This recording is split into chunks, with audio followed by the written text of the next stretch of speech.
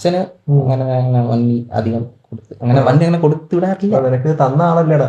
തന്ന ആളാണ്. പക്ഷെ ആ വണ്ടി ഇപ്പോഴും അച്ഛന്റെ കയ്യിൽ കൊണ്ടായിരുന്നെങ്കിൽ ഈ വണ്ടി ഈ രൂപത്തിൽ ഇപ്പൊ ഇരിക്കത്തില്ല, ശ്രദ്ധിക്കത്തില്ല.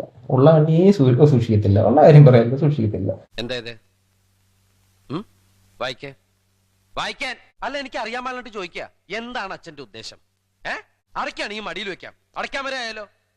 എന്തെങ്കിലും ഉള്ളതുകൊണ്ടാണ് ഞാൻ ഈ രീതിയിലൊക്കെ ഞാൻ കൊണ്ടുപോകുന്നത്. ഇതുപോലെ ഓരോ തന്തമാരുണ്ടായാൽ മതി, മക്കളുടെ മനസ്സമാധാനം കംപ്ലീറ്റ് പോകും. അവിടെ എന്നെ ഇനി മുറിന്ന് പുറത്തിറങ്ങരുത്. അത്താഴം പോയിട്ട് ഒരു തുള്ളി വെള്ളം പോലും ഞാൻ തരില്ല, നോക്കിക്കോ. ഞാൻ നേരത്തെ കഴിച്ചു.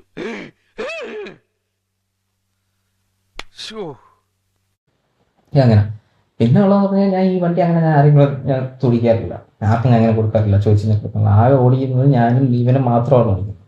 അത് ഇവൻ ഓടിക്കുന്നതല്ല, ഞാൻ കൂടെ ഉള്ളപ്പോൾ മാത്രമാണ് ഓടിക്കുന്നത്. അല്ലാണ്ട് ഞാൻ അങ്ങനെ ഈ വണ്ടി അങ്ങനെ ഒരു സെന്റിമെന്റ്സ് ഉണ്ട് വിചാരിച്ചു. അങ്ങനെ വേണോടാ, വണ്ടി എപ്പോഴും ഒരാൾ യൂസ് ചെയ്യുന്നതാണ് ഏറ്റവും നല്ലത്. ഞാനിപ്പം കുറഞ്ഞ വണ്ടി ഇപ്പം ഇതൊന്നല്ല, ഒരു സ്പ്ലെൻഡർ ആണെങ്കിൽ തന്നെ ആയിക്കോട്ടെ. സ്പ്ലെൻഡർ ആണെങ്കിൽ തന്നെ അത് ഇപ്പം ഒരു വീട്ടിലൊരു ഭാഗമാണ്. അതെന്ന് പറഞ്ഞാൽ അത് പിന്നെ വെളിയിൽ നിന്ന് ഞാൻ എനിക്ക് അത്രത്തോളം ക്ലോസ് ഉള്ളതുകൊണ്ടാണ് നീ ഓടിക്കുന്നത്, അല്ലെങ്കിൽ അത് ഓടിക്കില്ല.